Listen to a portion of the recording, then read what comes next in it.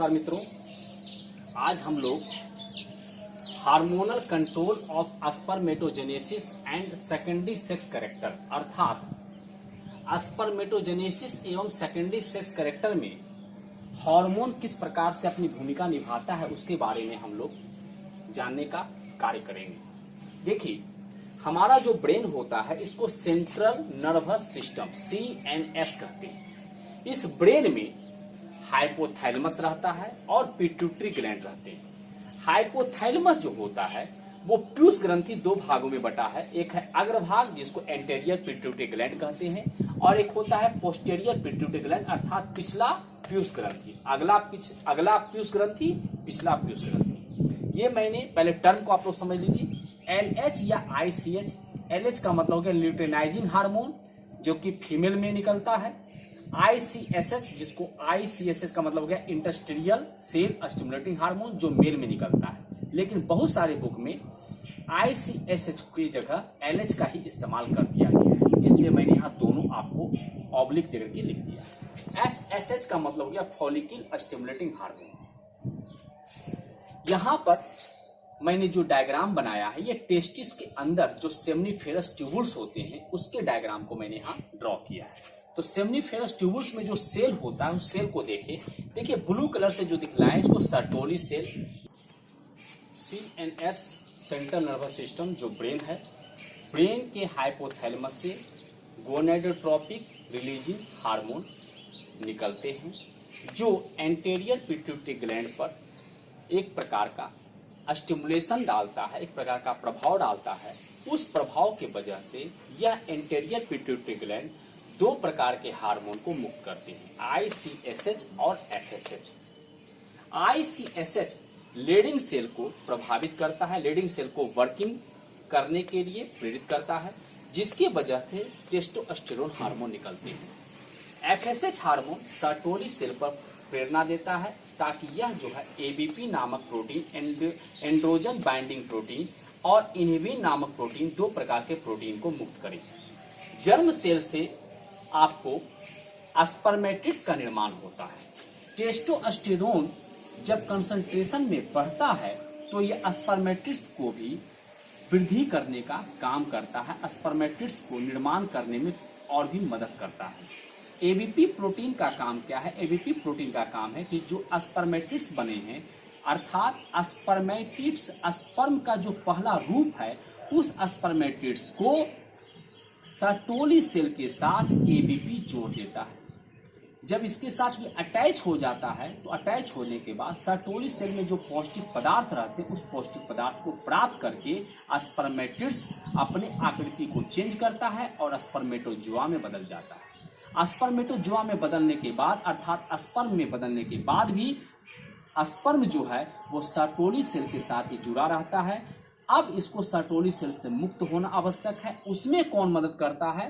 तो इनहिबिन नामक प्रोटीन जो है उसमें मदद करता है। इसलिए मैंने लिखा है disattachment of sperm from Sertoli cell. इस प्रकार से सारी क्रियाएं आपको होती हैं।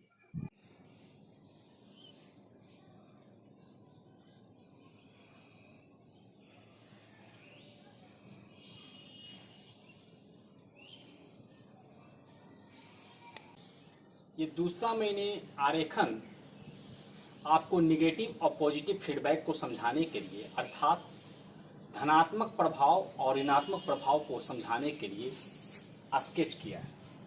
यहाँ मैंने आपको दिखलाया है हाइपोथैलेमस। हाइपोथैलेमस से GnRH गोनेडोट्रोपिन रिलीजिंग हार्मोन निकलता है जो एंटेरियर पिट्यूटरी ग्लैंड अर्थात पीयूष ग्रंथि के अगले हिस्से पर प्रभाव डालता है।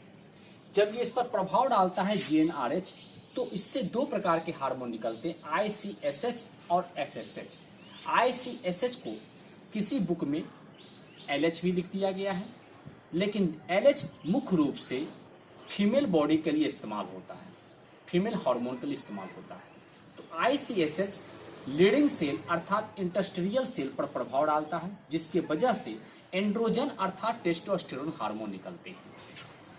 साथ ही साथ स्पर्मेटोजेनिक की क्रिया, स्पर्मेटोजेनिक सेल जो होता है जिसको हम लोग जर्म सेल कहते हैं, यह टेस्टिस के अंदर सेमनीफेरस ट्यूबुल्स में मौजूद रहता है।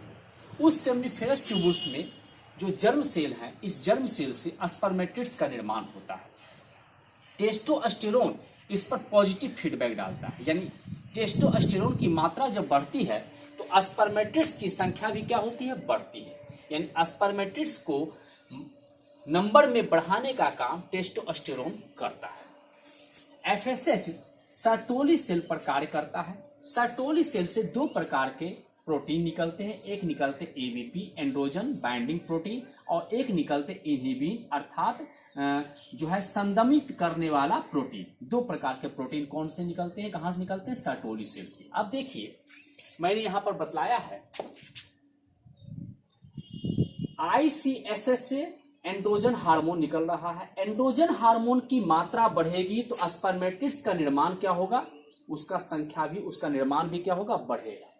लेकिन साथ ही साथ एंड्रोजन की जब मात्रा बढ़ती है तो बढ़ने के वजह से आईसीएसएच की मात्रा घटती है। क्यों? क्योंकि जब स्पर्मेटिड्स का निर्माण ज्यादा होने लगेगा तो एक समय ऐसा आएगा जब स्पर्मेटिड्स का निर्माण अब कुछ देर के लिए नहीं होना चाहिए, क्योंकि स्पर्मेटिड्स को स्पर्म में बदलने के लिए वक्त चाहिए, समय चाहिए, इसलिए उसको समय चाहिए और वह समय तभी मिल पाएगा जबकि स्पर्मेटिड्स का निर्माण नहीं हो। और स्पर्मेटिड्स का निर्माण को कम किया जा सके उसके लिए जरूरी है कि टेस्टोस्टेरोन हार्मोन का स्राव भी कम हो। तो टेस्टोस्टेरोन की मात्रा जब बढ़ती है तो वैसे कंडीशन में आईसीएसएच का जो है ये उद्दीपन रुक जाता है, उद्दीपन घट जाता है। उद्दीपन घटता है, इसके कारण क्या होता है, क्योंकि हाइपोथैलेमस जीएनआरएच इसका स्राव करना कम कर देता है। कब? जबकि टेस्टोस्टेरोन की मात्रा बढ़ती है। यानी टेस्टोस्टेरोन जहां पॉजिटिव फीडबैक डालता है वहीं टेस्टोस्टेरोन जो होता है आईसीएसएच और हाइपोथैलेमस पर निगेटिव फीडबैक भी डालता है। अब देखिए यहां स्पर्मेटिड्स बन गए किसकी मदद से, जर्म सेल की मदद से। जब स्पर्मेटिड्स बन जाता है तो इस स्पर्मेटिड्स को सर्टोली सेल के साथ जुड़ना होता है, attached with Sertoli cell and nourish. Sertoli cell के साथ जोड़ने में मदद कौन करता है, ABP, by the help of ABP. ABP की मदद से स्पर्मेटिड्स जो होते हैं वह सर्टोली सेल के साथ जुड़ जाते हैं। जुड़ने के बाद इसको सर्टोली सेल से पोषण प्राप्त होता है। जब पोषण इसको मिलता है तब जो है स्पर्मेटिड्स चेंज कर जाता है किसमें, स्पर्म में। जब स्पर्म में ये चेंज हो जाता है तब जाकर के इस स्पर्म को सर्टोली सेल से मुक्त होना जरूरी है। उसके लिए कौन मदद करेगा, इनहिबिन नामक प्रोटीन मदद करेगा, ये इसको इससे फ्री कर देगा। जब इनहिबिन हार्मोन की मात्रा बढ़ती है तो वैसे कंडीशन में एफएसएच पर यह निगेटिव प्रभाव डालता है, निगेटिव फीडबैक डालता है, जिसके साथ ही साथ यह हाइपोथैलेमस पर भी निगेटिव फीडबैक डालता है। तो मैं दिखा रहा हूं यहां पर कि एंड्रोजन की मात्रा बढ़ने से हाइपोथैलेमस और एंटीटी पिट्यूटरी ग्लैंड दोनों पर निगेटिव प्रभाव पड़ता है, अर्थात जीएनआरएच और आईसीएसएच पर निगेटिव फीडबैक पड़ता है। उसी प्रकार से इनहिबिन की मात्रा बढ़ने से एंटीरियर पिट्यूटरी ग्लैंड और हाइपोथैलेमस पर निगेटिव फीडबैक पड़ता है, अर्थात इनहिबिन की मात्रा बढ़ने से एफएसएच की मात्रा घटती है और जीएनआरएच की मात्रा भी क्या होती है, घटती है। इस प्रकार से ये सारी क्रियाएं आपको होता है।